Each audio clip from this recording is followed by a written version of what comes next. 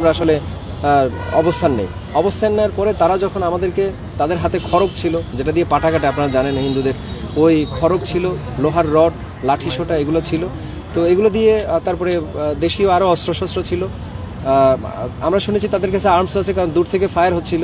তাদের কাছে ইট, পাটকেল এবং কাচের টুকরো ছিল।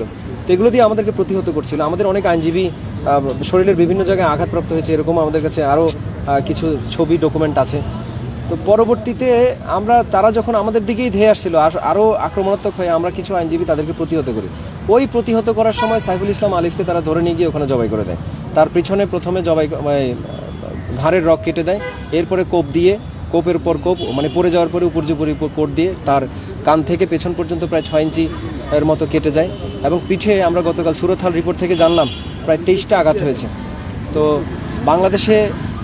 বাংলাদেশের শান্তি বিনষ্ট করার জন্য ইসকন নামের একটা এই যে জঙ্গি সংগঠন যদি থাকে, আসলে বাংলাদেশের শান্তি থাকবে না, শান্তি বিনষ্ট হবে। তো সুতরাং অস্ট্রেলিয়া, কানাডা, রাশিয়ার মতো আমরাও চাই যে বাংলাদেশের শান্তি বিনষ্ট না হোক, সেজন্য আমরাও চাই তারাও নিষিদ্ধ হোক। কারণ তাদের মতো যদি একটা জঙ্গি সংগঠন বাংলাদেশে থাকে, তাহলে বাংলাদেশের শান্তি আসলে কোনোভাবেই সুরক্ষিত থাকবে না। কারণ তারা যে সন্ত্রাসী, সেটা গত পরশু দিনের ঘটনায় আমাদের সাইফুল ইসলাম আলিফকে হত্যাকাণ্ডের ঘটনার মাধ্যমেই তারা দেখিয়ে দিয়েছে তারা সন্ত্রাসী সংগঠন।